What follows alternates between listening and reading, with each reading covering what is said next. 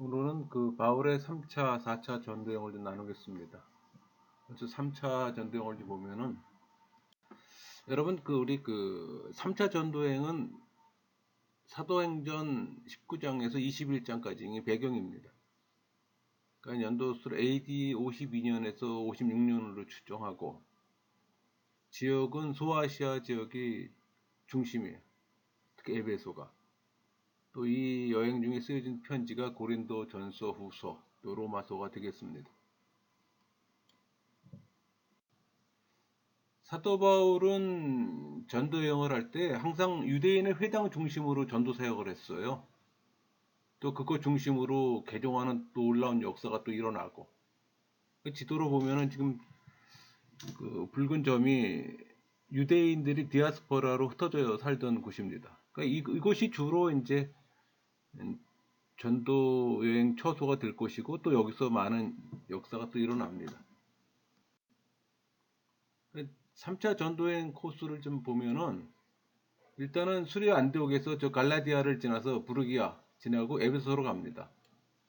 또 에베소에서 저 드로아 항구까지 가고 드로아에서 이제 배를 타고서 그 유럽의 첫 항구 네아폴리가 됐죠. 네아폴리가 이제 그 빌립보의 외항이에요. 그러니까 네아폴리에서 내려서 에베소로 가고 에베소란다 빌립보.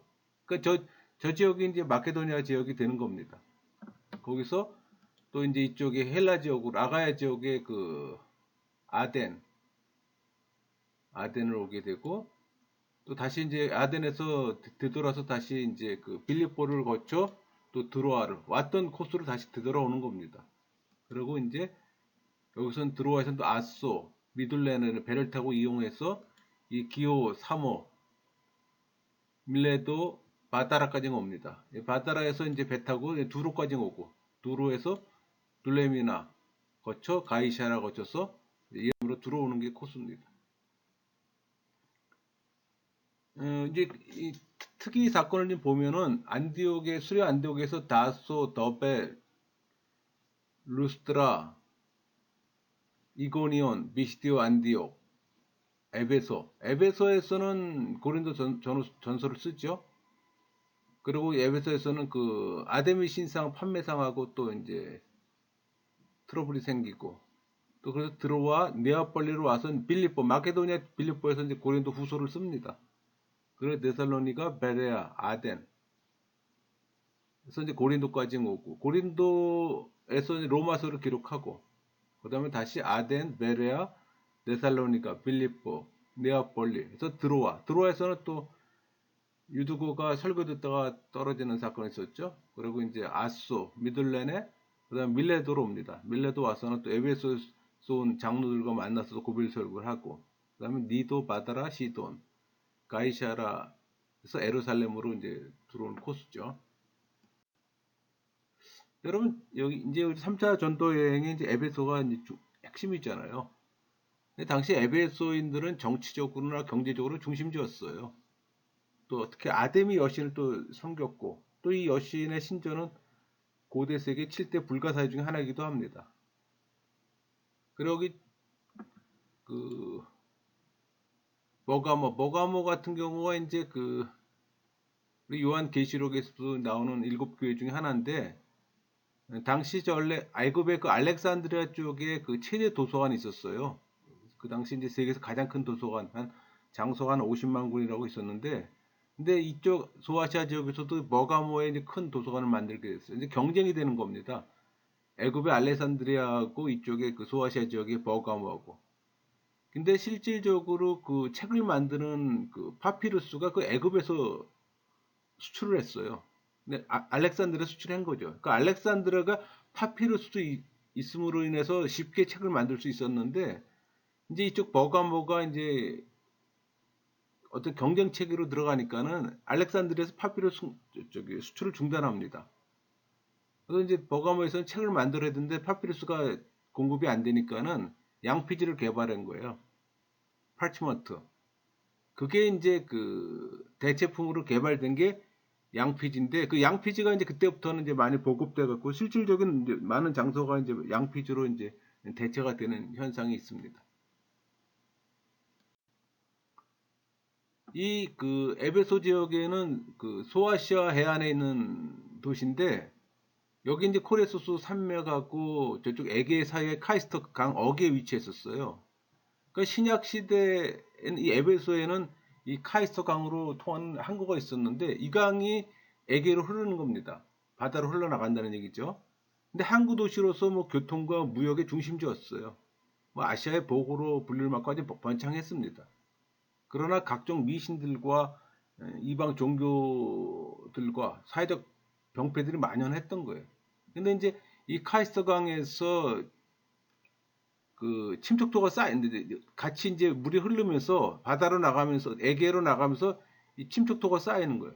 침투토가 그 에베소 지역에 이제 침투토가 쌓이다 보니까는 이 물이 점점 줄어들 거 아니에요. 여기 습지로 변하게 되는 겁니다. 이렇게 이제. 그 습지로 변하게 되니까는 모기가 많아지고 또 말라리아를 많이 걸리다 보니까 황폐해지는 거예요. 사람이 살 수 없는 저주의 땅으로 변하게 된 거예요. 그래서 지금 여러분들이 성지순례 가면 이 에베소의 고대 유적이 엄청나게 잘 보관되어 있어요. 근데 그 보관된 이유가 바로 이런 환경 때문에 보관됐던 거예요. 당시 이렇게 많은 그 유적들이 죽음의 땅으로 사람들이 가지 않는 땅이 되다 보니까는 그 유적이 고스란히 이제 보관이 됐던 겁니다. 여러분들이 가면은 아주 그대로 볼 수가 다 있어요. 옛날 2000년 전에 그 유적들이. 특히 에베소에는 기독교 신앙 전파된 게 브리스길라와 아굴라에 의해서 이루어졌잖아요. 또 바울이 에베소 지역에서 한 2년간 머물러 또 사역을 했고 또 후에는 디모데가 또 바울의 열심을 본받아 또 사역을 합니다. 그러니까 예루살렘과 그 당시 안디옥에 이어서 기독교 선교 중심지가 된 게 이 에베소입니다. 그 3대 성지 중에 하나예요. 그래서 많은 사람들이 이제 성지 순례 가는 이유도 그런 이유 중에 하나입니다. 우리 19장에 보면은 에베소 가서 우리 4절부터 볼까요? 바울이 이르되 요한이 회개의 세례를 베풀며 표현하는데 회개의 세례라는 표현이 나옵니다. 그러니까 요한의 세례는 그리스도를 믿음으로 받아들이고 또 성령을 받기 위한 준비 단계 회개 세례를 말하는 거예요. 또 5절에 그들이 듣고 주 예수의 이름으로 세례를 받으니 그러니까 이들이 세례를 받는 것은 어떤 절대적인 필요성에 의한 것이 아니라 세례를 다시 받고자 하는 어떤 자발적 의사에 따른 겁니다. 6절 바울이 그들에게 안수함에 성령이 그들에게 임하심으로 방언도 하고 예언도 하니 여기 좀 오해의 소지가 많은데 안수행이에요. 그러니까 안수가 어떤 능력을 임하게 하거나 성령이 임하게 한다고 오해하는 사람들이 있어요. 절대 그렇지 않습니다. 다만 성령 강림이 이 강림을 안수와 직접 연관시키기보다는 이 성령 강림은 성삼위 하나님 이름으로 세례를 받은 결과로 지금 나타나는 현상이에요. 이때 일어난 방언과 예언은 성령 임재의 어떤 가시적 표정이에요. 그리고 이들을 하나님의 일꾼으로 사용하기 위한 특별한 역사로 보는 것이 타당합니다. 사실 이때 이제 에베소의 오순절 사건이라고 얘기를 하는 건데 이런 오해가 좀 없었으면 하네요. 우리 19장 9절에 보면은 두란노 서원 얘기가 나오는데 사실 두란노 서원은 없어졌어요. 다만 지금 실스수 에베소 도서관 흔적만 있는데 이 9절에 이 어떤 사람들은 마음이 굳어 순종하지 않고 무리 앞에 이도를 비방하고는 바울이 그들을 떠나 제자들을 따로 세우고 두란노 서원에서 날마다 강론하니라. 그러니까 사도 바울의 가르침은 2년 동안 계속됐습니다. 그런 노력의 결과로 에베소에서 큰 결실을 이루어 또 많은 교회들이 생겨났어요. 그러니까는 여기 우리 그 19장 10절에 보면 2해 동안 이같이 하니 아시아에 사는 자는 유대인이나 헬란이나 다 주의 말씀을 듣더라. 그러니까 사도 바울이 2년간 이 에베소에서 말씀 사역을 하다 보니 그 소아시아에 있는 지역에 있는 사람들이 상당수 많이 믿었던 거예요. 그때 세워졌던 것이 우리 요한 계시록에 나오는 7교회가 이때 세워진 겁니다. 또 에베소에서 고린도 전서를 쓰잖아요. 우리 19절 보면은 또 마술을 행하던 많은 사람이 그 책을 모아 가지고 와서 모든 사람 앞에 불사르니 그 책값을 계산한즉 은 5만이나 되더라. 그러니까 마술을 행하던 사람들은 자신들의 제약된 행동을 회개하고 또 자신들의 변화된 삶을 공개적으로 증거하기 위해 이 마술에 관련된 모든 서적들을 다 불살라 버렸어요. 여러분 사람들 앞에서 이 공개적으로 책을 불태우는 것은 그 내용을 공식적으로 배격한다는 의미예요. 따라서 이 마술을 행하던 많은 사람이 이 공중 앞에서 공식적으로 과거 자신들의 제약된 삶을 청산하고 그리스도인이 되었음을 선포하는 겁니다. 그래서 은 5만에 대한 이 화폐 단위는 아마도 그때 드라크마이거나 아니면 로마 화폐 단위가 네나리온이거든요. 그러니까 그거일 겁니다. 그 드라크마나 네나리온이나 화폐 가치가 거의 같아요. 그러니까 당시 우리 보통 일용 근로자들 하루 품삯 정도를 말하는 겁니다. 그러니까 쉽게 얘기해서 하루 품삯이 만약에 10만 원이라면 10만 곱하기 5만 하면 되는 겁니다. 또 참고로 우리 이제 3차 전도여행 하면서 그 코스에 이제 또 일루리곤이란 저기가 나오는데 그게 이제 우리 로마서 15장 19절에 나오는 도시인데 이쪽 이 아드리의 해 동쪽 연안에 있는 그러니까 마케도니아에 근접해 있는 로마의 어떤 송령으로 오늘날의 그 유고슬라비아에 해당되는 겁니다. 유고슬라비아에 좀 해당되는 그 지역이에요. 그러니까 여기까지 복음이 전해진 거예요. 그만큼 이제 복음이 편만하게 이제 전해졌다는 개념이 이제 저를 멀리까지 갔던 거예요. 또 사실 이 지역이 발칸 반도잖아요. 그러니까 실질적으로 전도여행을 그 3차, 2차, 3차 뭐 이렇게 갔지만은 이 마케도니아 지역이 사실 발칸 반도를 공략하기 좋은 지역이기 때문에 또 저것을 타켓을 한 겁니다. 여러분 이 에베소 뭐 지금 요한 교회가 좀 남아 있는데 흔적이 남아 있다는 얘기입니다. 그러니까 이쪽에서 이제 4차 종교 회의도 개최된 곳이에요. 그러니까 사도 바울 이후에 사역하던 그 디모데가 이제 영지주의 도전에 감당이 어려웠어요. 아무래도 디모데가 이제 연륜도 짧고 나이가 어리다 보니까는. 그래서 어려웠던 시기에 AD 70년에 예루살렘 멸망하잖아요. 그때 이제 사도 요한의 도움을 청합니다. 또 사도 요한도 예루살렘에 계속 있을 상황이 안 됐고.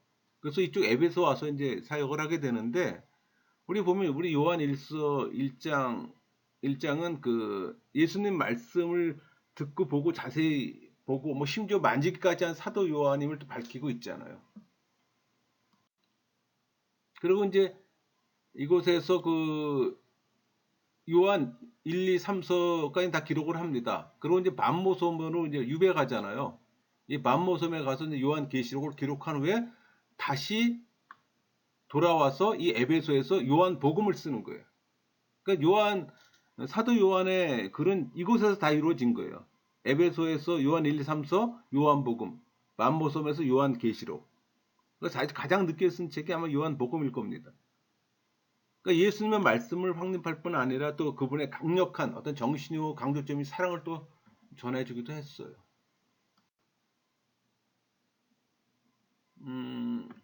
24절에 데메드리오라 하는 어떤 은장색이 아데미 신상의 모형을 만들어 이런 표현이 쓰는데 이제 신상을 만들어 장사하던 사람이죠. 여기가 지금 에베소에 있는 원형 극장과 거리 사진입니다. 또 이 사진은 이제 아데미 여신, 그러니까 고대 근동 지역에서 다산을 상징하는 모신이에요.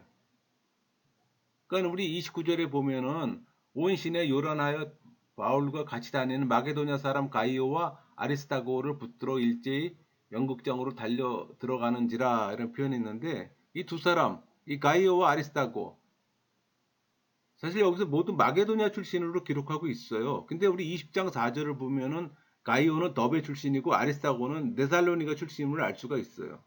그러니까 데살로니가는 그 마게도냐 지역에 속한 도시잖아요. 그러니까 이 본문과 20장 4절이 모순되지는 않아요. 그러니까 본문의 가이오와 20장 4절의 가이오는 또 동명이인입니다. 왜? 그 당시 가이오라는 이름은 아주 흔한 이름이었어요.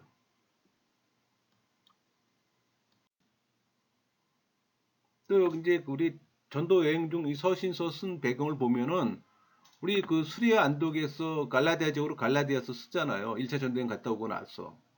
지금 우리 여기서 이제 3차 전도여행에서 에베소에서 고린도 전서 쓰고 또 저쪽으로 가서 마게도냐 건너가서 거기서 고린도 후서 쓰고 그러니까 이 마게도냐 빌립보에서 쓴 겁니다. 그리고 고린도에서 머물면서 데살로니가 전후서를 쓰잖아요. 그리고 로마서를 발송하는 겁니다.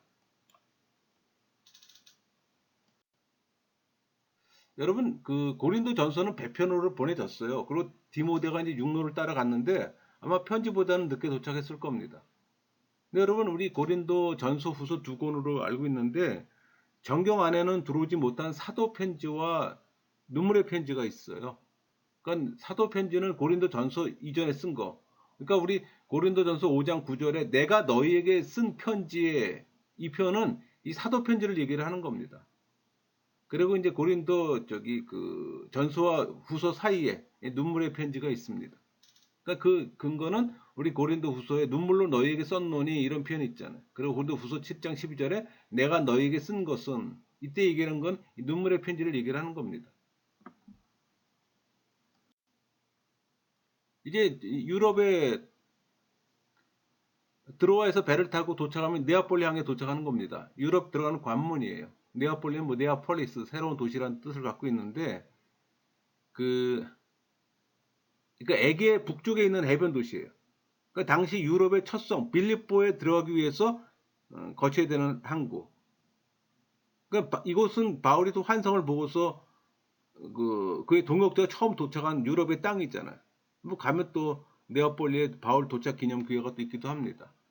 그러니까 소아시아에 들어와서 사도 바울 일행들이 바울 일행이라면 바울이나 실라, 뭐 디모데 누가가 되겠죠. 이 사람들이 이제 그리스 서민 이 사모드라게를 지나서 유럽의 전도 시발점인 도착한 네아폴리 항구에 도착을 하는 겁니다.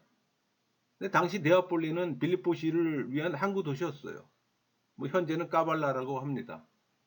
그 바울이 3차 여행을 마치고 네아폴리에서 드로아로 돌아올 때는 한 5일 정도 걸렸습니다. 그러니까 네아폴리는 새로운 도시라는 뜻을 갖고 있잖아요.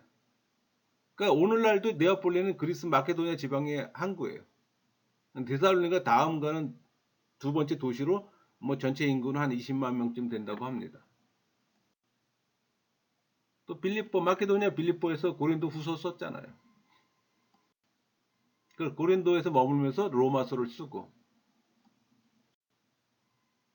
우리 구절에 보면 유두고라는 사람 나오잖아요. 그 밤에 바울의 강론 듣다가 3층에서 떨어져 죽었는지라 이런 표현 쓰는데 사실 밤에 회중들이 아마 많았을 겁니다. 그러니까 유두고는 청년이기 때문에 노인들에게 아마 자리를 양보하고 창문턱에 앉았던 모양이에요. 근데 사실 그 당시 이제 지금 같은 전기가 아니잖아요. 그러니까 등불로 인해서 아마 시간이 지나다 보니까 혼탁한 공기보다는 신선한 공기를 마시기 위해서 아마 걸터 앉았던 것 같아요. 근데 이제 거기서 이제 떨어져 죽었기에 이제 사도 바울이 내려가서 그를 또 이제 살리는 소생시키는 이제 사건이 있는데 생명이 그에게 있다라는 표현으로 이제 그의 생명이 되돌아왔음을 시사하는 표현입니다. 하나님의 능력으로 그가 소생되었음을 확신하는 어떤 믿음의 고백이기도 해요. 또 11절 올라가 떡을 떼어 먹고 오랫동안 날이 새기까지 이야기하고 떠나니라. 그러니까 주님의 권능과 또 그를 믿는 신앙에 대해 어떤 생생한 사건을 목격한 그들은 아마 피곤도 잊었을 겁니다. 그래서 아마 철회했던 것 같아요. 정말 아름다운 성도의 교통이기도 합니다. 12절 사람들이 살아난 청년을 데리고 가서 적지 않게 위로를 받았더라. 그럼 말씀과 경험을 통해 확실하게 된 임마누엘 신앙 이게 아마 성도에겐 최고의 위로가 될 겁니다. 또 이 고린도 갱그리앙 여기서 이제 베베를 통해서 로마서가 또 전해지죠.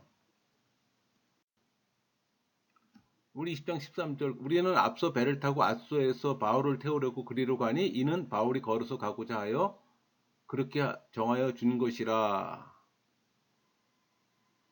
그러니까는 사람들은 배를 태워 보냈어요. 그리고 사도 바울은 아소 항구를 걸어서 갑니다.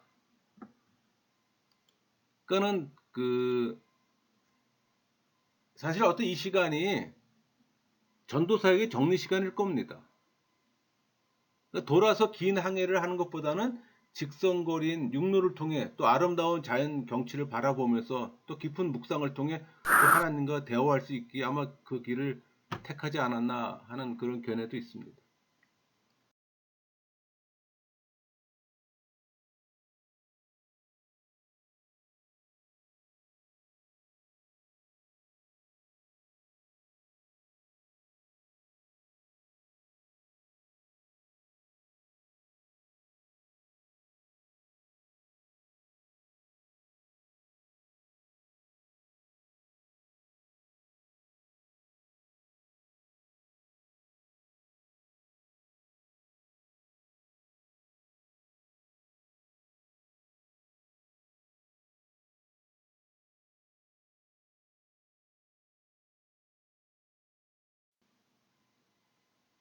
이 아소는 화산 모양의 가파른 언덕에 세워진 성읍이에요.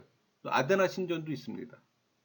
그러니까 바울이 3차 전도여행을 마치고 드로아에서 예루살렘 가던 중에 들른 이 무시 항구의 도시인 이곳을 향해 또 도보로 방문한 성읍이에요. 그러니까 다른 일행을 배로 보내고 걸어왔던 이 길은 그의 사명을 확실히 하는 장소였어요. 또 그는 걷다가 만난 그 예수님을 또 다시 걸으면서 아마 묵상하는 계기가 되었을 겁니다.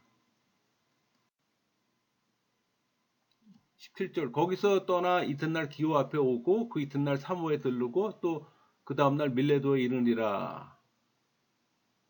그러니까 배가 밀레도 항구에 닿자마자 또 바울은 그곳에서 한 50km 떨어진 에베소에서 사람을 보내잖아요. 또 교회 장로들을 청하고 또 이것은 에베소 교회를 향한 어떤 사도 바울의 평상시 관심과 사랑이 또 어느 정도 있는지를 보여주는 장면이기도 해요. 또 밀레도는 당시 중요한 항구로 사용되었습니다. 현재는 강력한 태적물로 인해서 그냥 거대한 평야가 된 그런 지역이에요. 21장 1절 우리가 그들을 작별하고 배를 타고 바스 고스로 가서 이튿날 로도에 이르러 거기서부터 바다라로 가서 여기서 우리가 아마 그 바울이나 누가 뭐 드로비모나 아리스타고 외에도 다른 동행자들도 아마 함께 있을 거라고 짐작은 합니다. 근데 고스는 그 우리 그 의학자인 그 히포크라테스 고향이기도 합니다. 로도는 태양의 상징 아폴로 신상이 있는 곳이고 당시 바다라는 큰 배들의 정박지였어요. 또 아름다운 항구 도시이기도 하고 또 거대한 상업 도시이기도 했습니다. 우리 21장 3절 구브로를 바라보고 이를 왼편에 두고 수려로 항해하여 두로에서 상륙하니 거기서 배에 짐을 풀려 함이러라. 그러니까 이 두로는 시돈과 함께 베니키아죠. 오랜 항구 도시예요. 또 대표적인 이교도 도시이기도 하고 그러니까 번영과 부패의 표본이기도 하고 늘 책망의 대상입니다. 사자를 보면은 제자들 찾아 거기서 이래를 머물더니 그 제자들이 성령의 감동으로 바울더러 예루살렘에 들어가지 말라 하더라. 그러니까 성령의 감동을 받아 생겨난 결과는 이 바울이 예루살렘으로 가면 고난을 받게 되리라는 내용이에요. 그러니까 바울로 하여금 예루살렘 행을 중단토록 만류하는 것은 아니었던 거예요. 왜? 성령께서 바울의 예루살렘 행이 고난의 기림을 재차 확인시켜 주는 겁니다. 우리 7절에 두로를 떠나 황해를 다 마치고 돌레마이에 이르러 형제들에게 안부를 묻고 그들과 함께 하루를 있다가 이 돌레마이라는 이름은 우리 그 신구약 중간사에서 남방왕 프톨레미 2세를 말하는 겁니다. 그 프톨레미 2세를 기념하기 위해서 붙여진 이름이에요. 그러니까 두로에서 가이사라 방향으로 한 35km 지점에 위치한 작은 항구예요. 구약 시대에는 이제 아꾸라고 불렀습니다. 오늘날은 아크레라고 얘기를 합니다. 21장 우리 8절 보면은 이튿날 떠나 가이사라에 이르러 7집사 중 하나인 전도자 빌립의 집에 들어가서 머무니라. 그러니까 7집사 중에 하나. 또 그를 전도자라고 부르는 거는 그가 재정을 담당하는 본래 기능을 넘어서 또 복음을 전하는 역할을 담당했어요. 10절에 보면은 여러 날 머물러 있더니 아가보라 한 선지자가 유대로부터 내려와. 그러니까 아가보의 예언이 이루어지는데 이 예언의 그 구체적 내용은 바울의 어떤 결박과 투옥을 가르쳤어요. 또 12절에 보면은 우리가 그 말을 듣고 그곳 사람과 더불어 바울에게 예루살렘에 올라가지 말라 권한다고 표현했잖아요. 그러니까 예루살렘 행을 만류하는 것은 결코 성령의 뜻이 아니라 사람들의 뜻이에요. 13절에 보면 주 예수 이름을 위하여 결박당할 뿐 아니라 예루살렘에 죽을 것도 각오하였노라.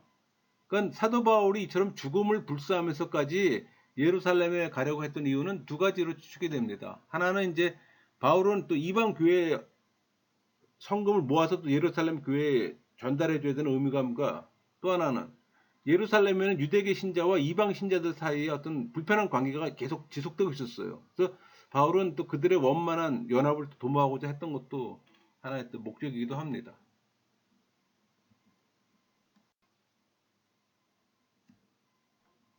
그래서 이제 15절에 보면 이 여러 날 후에 여장을 끌어 예루살렘으로 올라갔어요. 가이사라 몇 제자와 함께하며 가며 한 오랜 제자 구브로 사람 나손을 데리고 가니 이는 우리가 그의 집에 머물려 함이라. 그러니까 가이사라에서 그 예루살렘까지 한 100km 정도 됩니다. 그 길을 도보로 가기에는 아마 피곤했을 거예요. 그래서 아마 말을 이용했을 거로 추정을 합니다. 여기서 보면 16절에 오랜 제자라는 표현 있잖아요. 그러니까 나손이 이 기독교 초기 공동체, 그러니까 오순절 그 120명 제자 가운데 아마 한 사람이었을 거라고 추측을 합니다. 그러니까 나손의 집이 예루살렘에 있었어요. 그래서 이방 기독교인들이 기꺼이 영접해 줄 것 같지 않은 상황에서 이 거처를 제공해 줄 사람으로 나손을 한번 생각했던 것 같습니다. 우리 21장 18절에서 23장 10절을 좀 정리하면은 사도 바울의 3차 전도행 보고, 또 유대인 출신 신자들 위한 결례 시행, 또 성전에서 유대인들의 소유에 따른 사도 바울의 위기와 체포, 또 체포된 바울의 요청과 천부장 허락에 의한 유대인 그 소유 군중을 향한 또 바울의 또 변론이 이루어집니다. 또 유대인 소유 군중을 향한 이방인 사도 바울의 변론 내용이 나오고, 또 유대 군중 소유의 어떤 또 발생돼요. 그러면서 사도 바울의 로마 시민권 주장으로 인해서 또 산헤드린 공의가 소집됩니다. 또 그 소집된 산헤드린 공의에서 바울의 변론과 이 마리세파와 사두개파 간의 또 분쟁이 발생돼요. 그렇게 좀 정리해 볼 수가 있겠네요. 우리 그 21장 17절 예루살렘에 이르니 형제들이 우리를 기꺼이 영접하거늘, 이 형제들이라면 예루살렘 공동체 전체가 아니라 아마 일부분의 성도들이 베푼 그 환대였을 겁니다. 이들은 아마 대체적으로 헬라적 기독교인들이었을 거예요. 18절에 이제 우리 야고보에게로 들어가니 장로들 다 있더라 이런 표현이 있는데, 야고보는 당시 그 예루살렘 공동체 수장이에요. 오늘날로 말을 하면 담임 목사도 되겠죠. 이 교회 공동체를 지혜롭게 잘 지도했을 뿐 아니라 또 예루살렘의 일반 그 유대인들로부터 큰 존경을 받았어요. 21절에 보면은 내가 이방에 있는 모든 유대인을 가르치되 모세를 배반하고 아들들에게 할례를 행하지 말고 또 관습을 지키지 말라 한다 함을 그들이 들었도다. 그러니까 사도 바울을 비방하는 소문이 어떻게 떠들고 있는지 구체적으로 열거한 거예요. 또 이런 소문의 진원지는 또 디아스포라 유대인들일 거고, 또 그 중에서도 유대교적 전통의 철저한 자들이었을 겁니다. 24절 그들을 데리고 함께 결례를 행하고 그들을 위하여 비용을 내어 머리를 깎게 하라.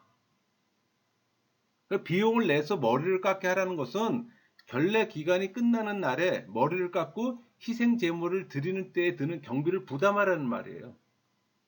그러니까 유대인들에게 있어서 가난한 어떤 서원자를 위해 비용을 대신 부담하는 것은 아주 경건한 행위로 여겨졌습니다.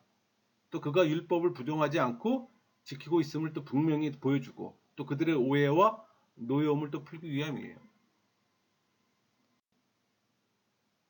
21장 27절 그 이래가 거의 참에 아시아로부터 온 유대인들을 성전에서 바울을 보고 모든 무리를 충동하여 그를 붙들고, 그러니까 에베소에서 올라온 이 디아스포라 유대인들로 오순절을 이 사람들은 오순절을 지키기 위해서 왔어요. 그러니까 또 28절 위치되 이스라엘 사람들아 도우라, 이 사람은 각처에서 우리 백성과 율법과 이곳을 비방하여 모든 사람을 가르치는 그자인데 또 헬라인을 데리고 성전에 들어가서 이 거룩한 곳을 더럽혔다 하니, 그러니까 바울이 잡힌 근거가 경고문이었어요. 그러니까 이방인들은 이스라엘 뜰에 절대로 들어갈 수가 없었습니다. 또 이것은 로마 당국도 인정하는 어떤 종교적 금기였어요. 만약에 이방인이 금기를 어기고 이스라엘의 뜰에 들어갈 경우 죽음을 또 면할 수 없는 것으로 여겨졌어요. 그러니까 이런 불행을 예방하기 위해 양쪽 뜰을 가르는 어떤 울타리에다가 경고문을 붙였던 거예요. 그러니까 울타리를 넘어 침입해 들어가는 자는 사형에 처한다, 그런 내용이 적혀있던 겁니다. 근데 이런 절대 금기의 규율을 바울이 어기게 하였다는 것은 사람들로 하여금 그를 죽이고야 말겠다는 어떤 분노를 표출시키기엔 충분했을 겁니다.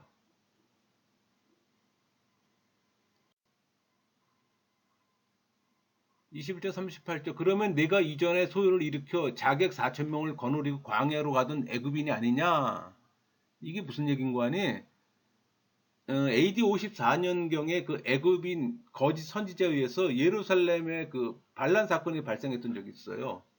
그러니까 선지자로 자처했던 이 애굽인은 추종자들 한 3만 명을 이끌고서 예루살렘으로 와서 이 광야와 이 감람산 등에서 거주하면서 예루살렘 성벽 파괴와 또 로마군의 멸망을 예언했어요. 또 때가 되면 반란을 일으키려고 했던 자였어요. 그러니까 사도 바울은 유대인들의 공격을 받고 이 일은 또 로마의 관심을 끌었던 거예요. 왜? 로마인들은 이 바울이 애굽에서 와서 모반을 기획하고 있는 어떤 테러리스트로 아마 생각하고 체포했던 것 같습니다. 우리 21장 30절 온 성이 소동하여 백성인 달려와 모여 바울을 잡아 성전 밖으로 끌고 나가니 문들이 곧 닫히더라. 그러니까 성전에서 살해 사건이 있게 되면 그 성전을 더럽히는 거잖아요. 그래서 성전 밖으로 끌고 나간 겁니다.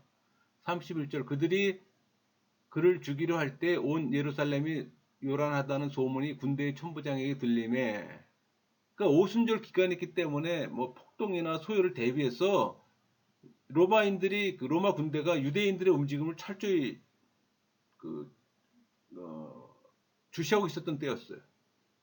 근데 그때 그 소식이 아주 신속하게 보고가 됐을 겁니다. 32절 그가 급히 군인들과 백부장들을 거느리고 달려 내려가니 그들이 천부장과 군인들을 보고 바울 치기를 그치는지라. 그러니까 당시 이스라엘은 로마 식민 지배를 받고 있었잖아요. 그러니까 로마 당국의 재판을 의하지 않고서는 사형을 집행할 수가 없어요.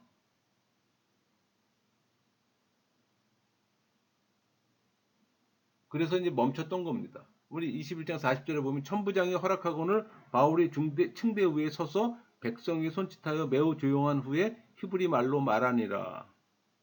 그러니까 히브리 방언은 구약 시대의 히브리어와는 좀 다른 그 포로기 이후에 아람어화된 언어를 가리키는 거예요. 그러니까 당시에는 아람어가 이 팔레스타인의 유대인들이 상용하는 언어였어요. 그러니까 바울이 이 언어로 말한 것은 어떤 원활한 의사소통을 위함입니다. 22장 5절 이에 대제사장과 모든 장로들이 내 증인이라 또 내가 그들에게서 다메섹 형제들에게 가는 공문을 받아 가지고 거기 있는 자들도 결박하여 예루살렘으로 끌어다가 형벌받게 하려고 가더니 그러니까 공문을 받은 것이 대제사장 개인에게 받은 것이 아니라 전체 사내들인으로부터 받은 것을 가리키는 거예요. 당시 또 대제사장은 아나니였지만 바울이 다메섹으로 갈 당시에는 가야바가 대제사장이었잖아요. 16절 이제는 왜 주저하느냐 일어나 주의 이름을 불러 세례를 받고 너희 죄를 씻으라 하더라. 그러니까 세례는 또 예수님께 대한 믿음의 표현이잖아요. 또 죄사함을 상징하고 23장 11절 그날 밤에 주께서 바울 곁에 서서 이르시되 담대하라 내가 예루살렘에서 나의 일을 증언한 것 같이 로마에서도 증언하여야 하리라 하시니라. 그러니까 바로 이 순간 주님은 그에게 나타나 새로운 용기를 불어 넣어줍니다. 그러니까 로마 선교에 대한 새로운 비전을 좀 제공하는 거예요. 그러니까 사도 바울이 로마로 가는 것은 단순한 사도 바울의 바람이 아니에요. 주님이 부여해준 사명임이 또 분명히 제시되고 있는 겁니다. 우리 그 사도행전 23장 12절에서 24장 17절까지 좀 정리하면은 바울을 죽이기 위한 그 유대인 암살단의 음모가 또 발각됩니다. 또 바울을 보호하기 위해 또 예루살렘에서 가이사라로 이송하고 또 벨릭스 총독 앞에서 유대인 변호사 더둘로의 바울 고소 또 이 변호사 더둘로의 고소에 대한 바울의 변론으로 이어져요.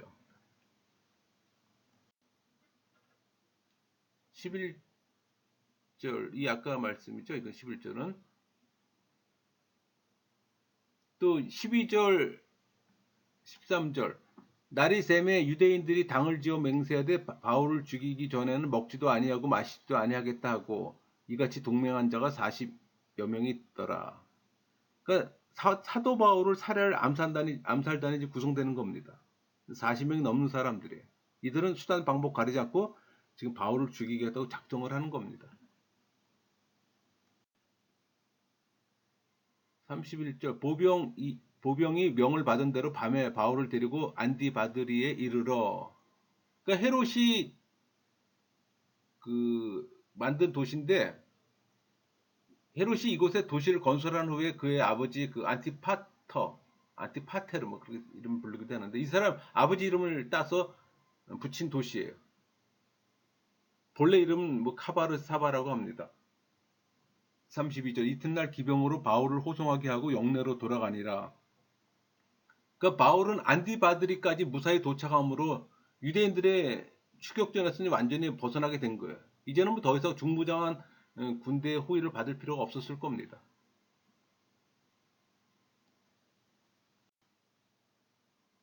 33절 그들이 가이사랴에 들어가서 편지를 총독에게 드리고 바울을 그 앞에 세우니. 그러니까 벨릭스 총독에게 직접 인도된 거예요. 총독 벨릭스는 원래 노예였으나 클라우디우스 황제의 모친 안토니아에 의해서 자연이 되었다고 합니다. 또 역사가 이 타키투스에 의하면은 벨렉스 총독은 잔인하고 또 음탕하며 노예 정신으로 왕의 권력을 또 행사했다고 합니다.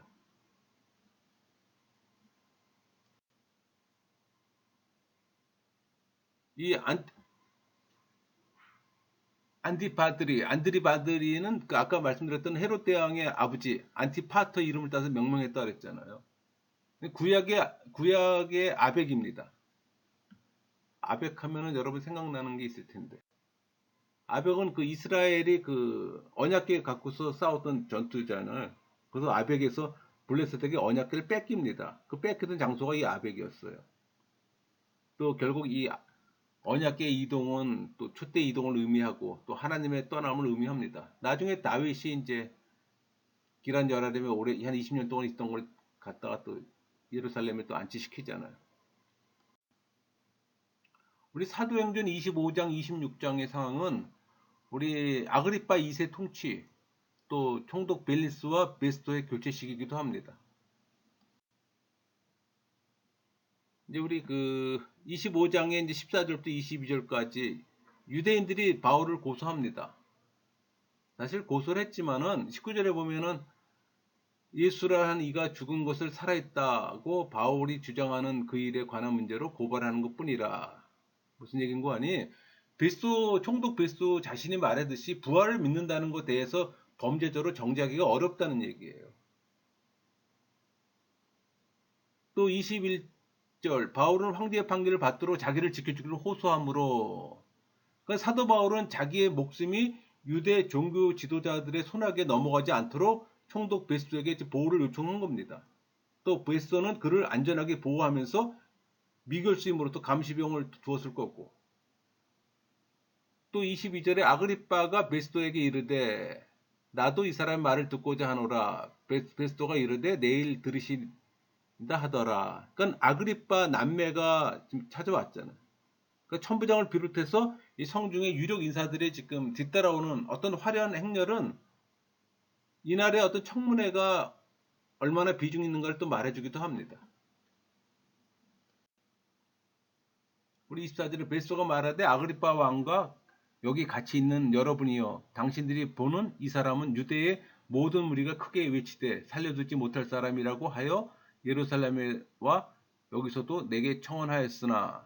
그러니까 바울을 송사한 사람들은 유대 지도자잖아요. 그러니까 다만 바울이 예루살렘에 도착한 직후에 아시아로부터 온 유대인들의 충동으로 이 바울을 해하했던 이 군중들을 감안한다면 유대 지도자들은 이 무리들을 한번 대표하는 자들일 겁니다. 25절 내가 살피건대 죽일 죄를 범한 일이 없더이다. 그러니까 25절을 보면은 총독 베스토가 바울의 무죄를 분명히 알고 있음을 말해주는 거예요. 26절에 그에 대하여 황제께 확실한 사실을 알릴 것이 없으므로 신문한 후 상소할 자료가 있을까 하여 당신들 특히 아그리빠 왕 당신 앞에 그를 세웠나이다. 이건 무슨 얘기인 거 아니? 베스토는 상소 자료를 찾기 위해서 지금 이 청문회를 열은 겁니다. 그러니까 아그리빠 신문에 기대를 걸고 있는 거예요. 거기서 어떤 제목이 나올까 해서 27절 그 제목도 밝히지 아니하고 제수를 보내는 것이 무리한 일인 줄 아나이다. 그러니까 분명한 제목도 없이 사람을 보내서 로마에서 재판을 받게 하는 건 말 그대로 생각이 없는 정신 나간 일이잖아요. 그렇게 되면 그건 베스토에게도 영향을 주는 일이잖아요.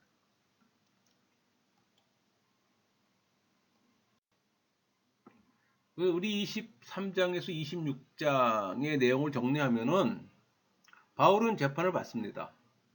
또 산헤드린 평의 유대인 지도자들 앞에서 제거하라고. 그러나 가이사라에 있는 로마 지도자들 앞에서 또 재판을 받아요.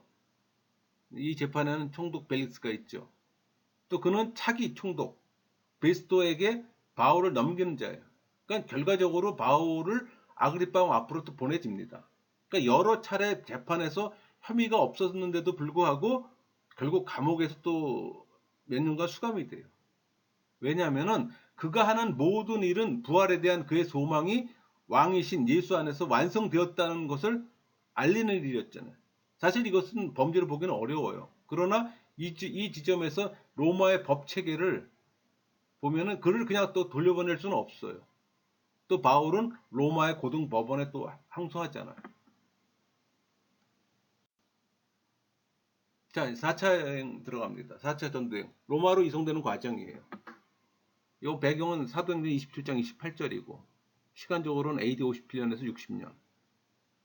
요거는 가이사랴에서 구금되고 나중에 전도여행은 4차 전도여행은 60년에서 62년까지입니다.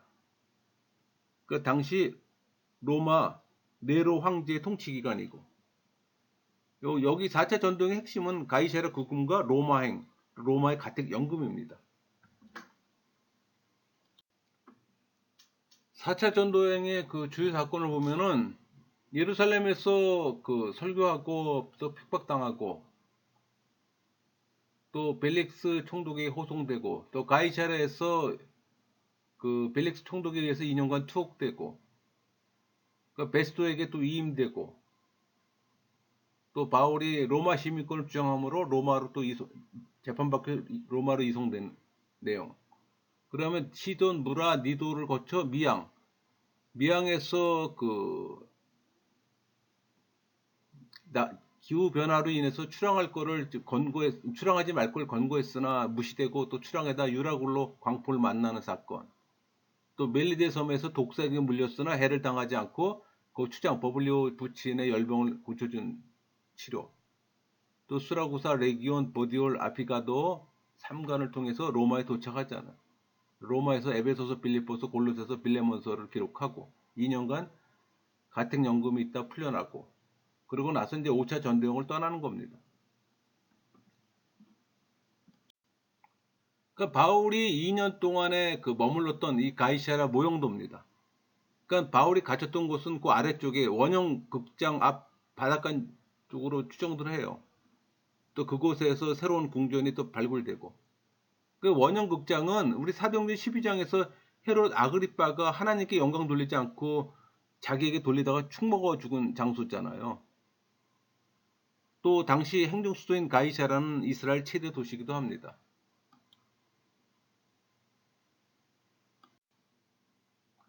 (4차) 전도여행 동선 가이사라, 시돈, 무라, 니도, 미항, 가우다, 멜리데, 수라구라, 레기온, 보디움, 아피오, 트레비스타, 베르네, 로마 이렇게 표기되네요. 여러분 그 1장에 보면은 우리가 배를 타고 이탈리아에 가기로 작정됨에 바울과 다른 제소 몇 사람을 아구스토 대 백부장 율리오라는 사람에게 맡기니 이 아구스토 대 그 로마 황제의 직할 부대예요. 뭐 친위대라고 할 수가 있죠.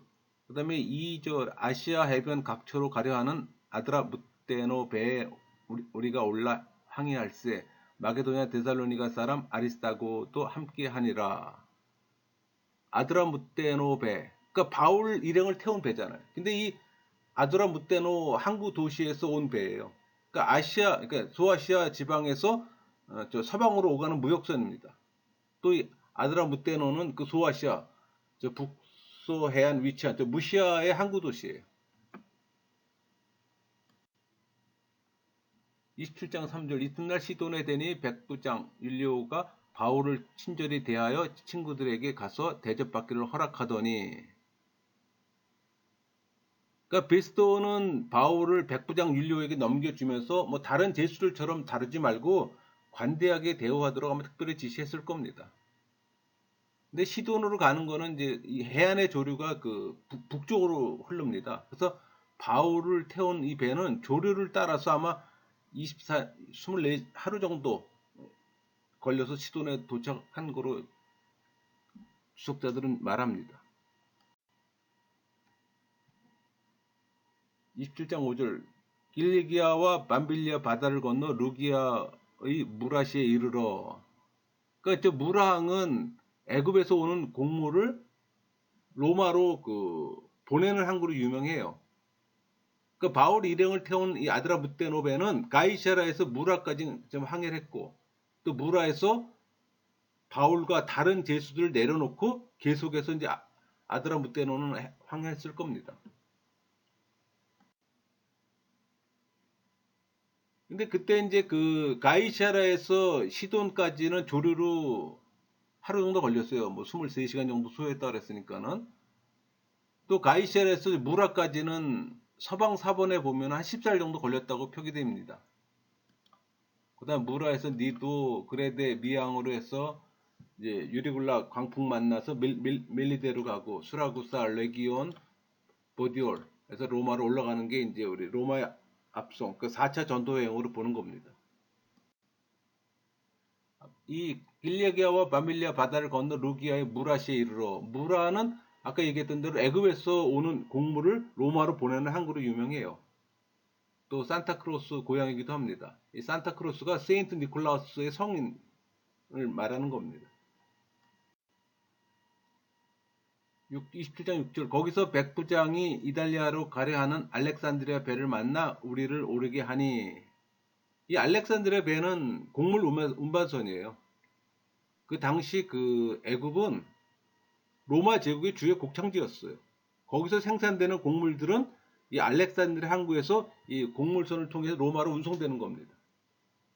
근데 이 곡물선들은 이 알렉산드리아 항을 떠나서 그레데 남방을 거쳐서 로마로 직접 항해하는 것이 빨랐지만, 대부분 선박들은 이 풍향 사정 때문에 물항을 거치는 것이 상례였어요.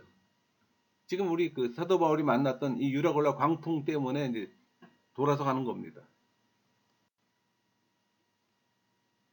27장 7절 배가 더디가 여러 날 만에 간신히 니도 맞은편에 이르러 풍세가 더 허락하지 아니하므로 살몬의 앞을 지나 그레데 해안을 바람막이로 항해하여 간신히 그 연안을 지나 미앙이라는 곳에 이르니 라세아시아에서 가깝더라. 그러니까 무라를 그 출발한 배는 니도를 거쳐서 서쪽으로 또 항해를 계속하려고 했어요. 근데 그레데 섬 남쪽을 바라보며 지금 에게를 통과하려고 했었어요. 근데 이런 계획은 역풍을 받지 않고 순풍만을 의지할 때는 이게 가능한 항로입니다. 그러나 이 본문에 의하면은 니도에 이르렀을 때는 북서풍이 너무 강해. 그 더 이상 이 서쪽으로 항해할 수가 없었던 상황이에요. 이제 사도 바울 일행은 사도 바울을 태운 이 배는 양자택일을 할 수밖에 없어요. 그러니까 니도를 머물면서 순풍을 불기를 기다리든지, 아니면 본문에서처럼 니도에서 남하해서 이 살모네를 지나 그레데 섬을 바람막이로 해서 서쪽으로 항해하는 겁니다. 여기서 라세아시는 미양에서 떨어진 동쪽에 떨어진 장소입니다.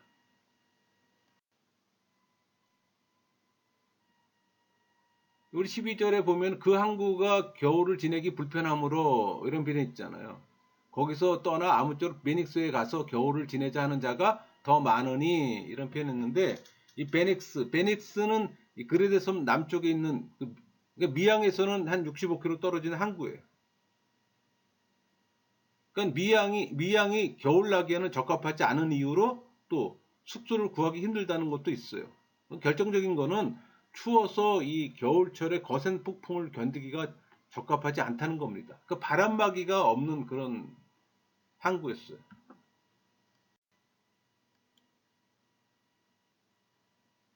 여기 15절에 보면 배가 밀려 바람을 맞춰 갈 수 없어 가는 대로 두고 쫓겨가다가 이런 표현이 있는데, 그러니까 유라굴로에 걸려든 배는 바람이 그냥 불어 가는 대로 밀려갈 수밖에 없는 상황을 말하는 거예요.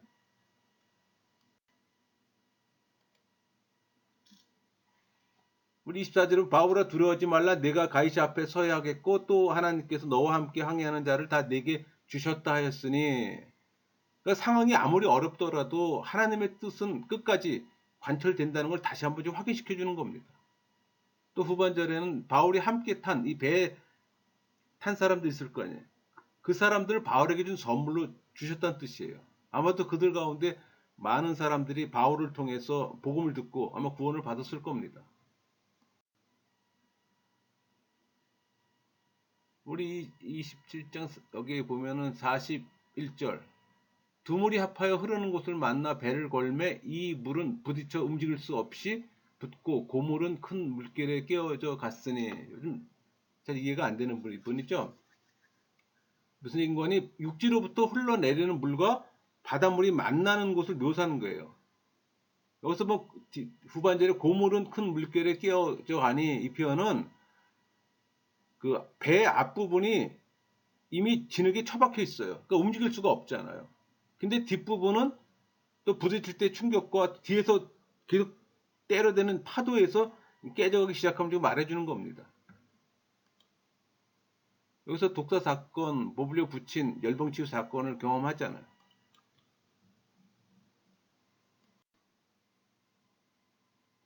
여기 그 5절에 보면은 이제 그 멜리데 섬에서 이제 사도 바울이 독사한테 물립니다. 근데 조금도 상함이 없대요. 그러나 바울은 물렸지만 당황하지 않고 태연히 또 손을 흔들어서 또 뱀을 불 속에 떨어뜨립니다. 근데 실제로 바울은 이미 독사한테 물린 상태잖아요. 그래서 상당수의 원주민들은 바울이 죽을 거로 기대했지만 바울에겐 또 이상하게 아무 일이 전혀 생기지 않았던 거예요. 8절 버블리오의 부친이 열병과 이질에 걸려 누워있거늘 바울이 들어가서 기도하고 그에게 안수하여 낫게 하매. 그러니까 누가는 이 사도행전을 쓴 성경 기자는 누가잖아요. 의사잖아요. 그러니까 버블리오의 부친이 앓고 있는 질병을 정확하게 진단했어요. 그러나 병을 고치는 것은 사도 바울의 기도와 안수의 결과였습니다.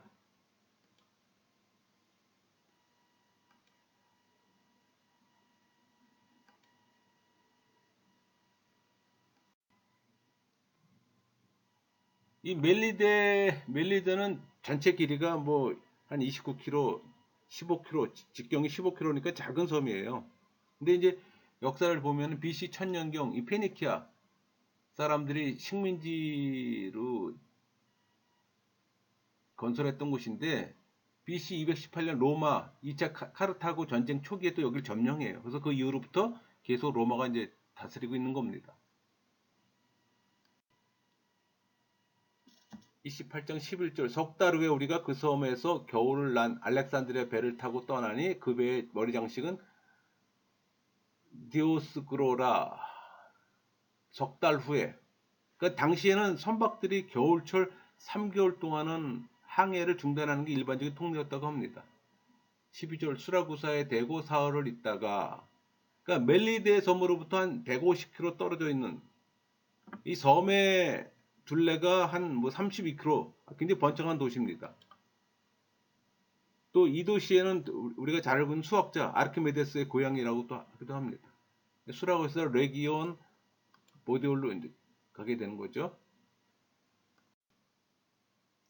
우리 13절에 이제 거기서 들러가서 레기온에 이르러 하루를 지낸 후 남풍이 일어나므로 이튿날 보디올에 이르러. 그러니까 레기온에서 한 340km 떨어진 보디올에 이틀 만에 도착했습니다. 그러니까 보디올에 도착함으로 바울의 긴 해상 여행은 끝나는 거예요. 왜? 로마를 이제 목전에 두고 로마 반도 안에 들어선 겁니다.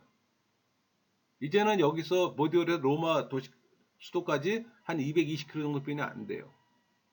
그 정도 거리는 건강한 장정이면 그 아피오 도로를 통해서 한 5일이면 갈 수 있는 거리입니다.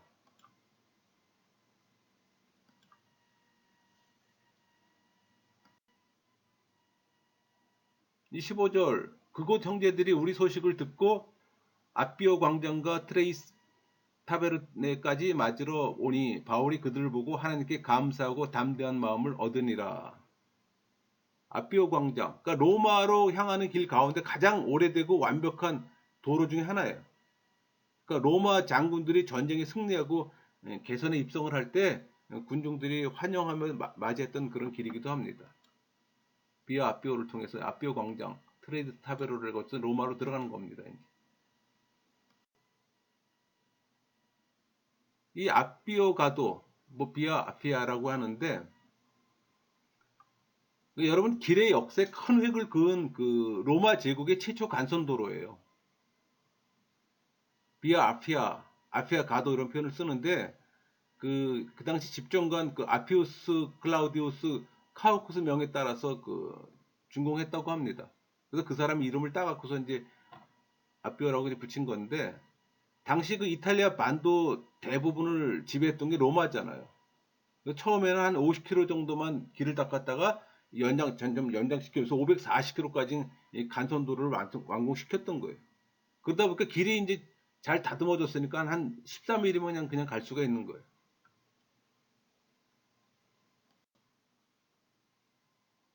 비아 아피아, 아피오, 아피아 가도 이렇게 부르는데 한 70년 걸려서 완공했다고 합니다. 이 540km 도로를. 그러니까 이런 형태의 거미줄 같은 길로 우리가 알고 있는 모든 길은 로마로 통한다라는 속담이 나오게 되는 거예요. 지금까지도 2000년이 지난 지금도 그대로 보존이 되고 있어요. 참 잘 만들어진 거죠, 그러면. 28, 15절에 보면 이제 아비오 광장과 트레이스 타베르네라는 장소가 나오는데, 이 삼간이라고 그래요. 그러니까 세 여관, 세채 찻집이라는 의미를 갖고 있는데, 로마 쪽으로부터 한 50km 있는 비아 아피아 길 위에 있는 여관이었어요. 또 이것은 바울을 환영하기 위해서 로마의 성도들이 마중 나왔던 곳이고,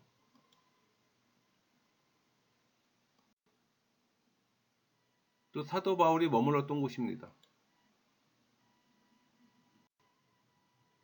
또 로마에서 그 편지를 쓴 편지가 에베소서, 빌립보서, 골로새서, 빌레몬서잖아요.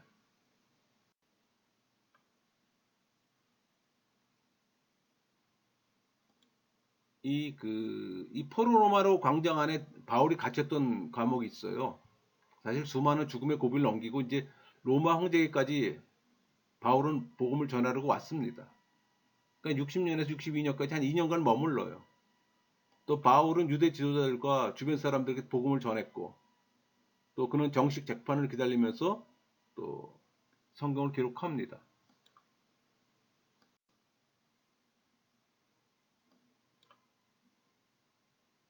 콜로세움이죠.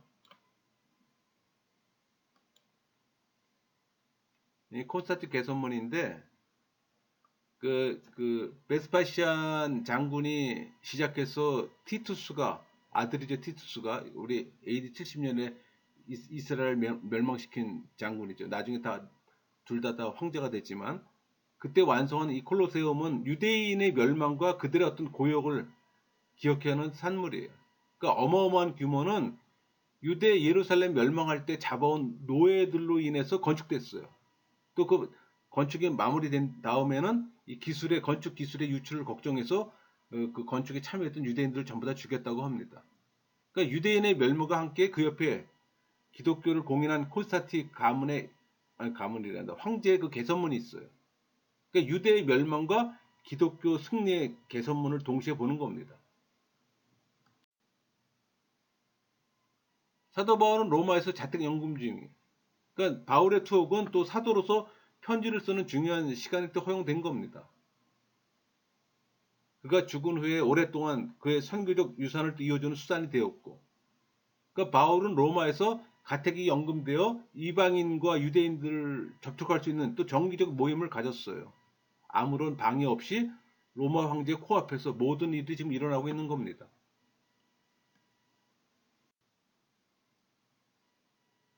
우리 그 로마서 15장 28절에 그러므로 내가 이 일을 마치고 이 열매를 그들에게 확정한 후에 너희에게 들렀다가 서바란으로 가리라. 그러니까 사도 바울은 이 본문에서 로마를 경유해서 서바나로 갈 선구 계획을 지금 언급한 겁니다. 근데 바울이 실제로 서바나에 가서 복음을 증거했는지는 확실하지 않아요. 사실 이 서바나까지 가는 게 바울의 5차 전도 여행이에요. 그러니까 그 근거는 디모데 전후서하고 디도서. 또 핵심은 서바나 전도입니다.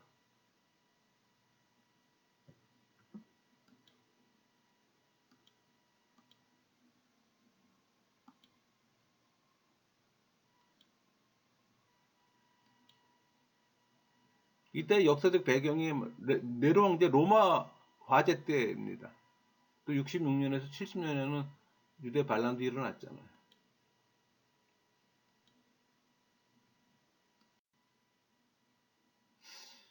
그러나 사도 바울이 서바나에 복음을 전했다는 증거는 우리 성경에는 안 나오지만은 AD 1세기 말에 살았던 교부 로마의 클레멘트가 쓴 이 고린도 교인들에게 보내는 편지에서 찾아볼 수가 있어요. 거기에 보면은 사도 바울은 온 세상의 의를 가르쳤으며 그가 서방의 끝에 도달했을 때 통치자들 앞에 증거하였으며 또 이와 같이 하여 세상을 떠났다라는 그 내용의 글이 있어요. 여기서 서방의 끝은 당시 서바나를 가리키는 겁니다. 이런 클레멘트의 서신의 내용을 볼 때 그의 선교 계획이 서바나까지 계속되었음을, 아니 서바나에서 성취되었음을 부인할 수 없는 사실이기도 합니다. 복음은 이렇게 전해 넘어갔어요. 결국은 로마를 통해 서바나까지 간 겁니다. 우리 사도 바울이 목이 잘려서 3번 튀었다 그랬죠. 로마의 카타콤입니다. 이렇게 다 마쳤는데요. 우리가 사도행전의 교회들의 역사를 이해함으로써 또 이어지는 바울의 서신들을 좀 더 깊이 묵상할 수 있는 또 귀중한 자료를 제공합니다. 또 아울러 이 사복음서의 주요 내용인 예수님의 가르침과 명령이 성실히 성취되어가는 과정을 또 보여줌으로써 복음서와 바울 서신의 가교 역할을 하는 게 또 사도행전이에요. 마쳤습니다.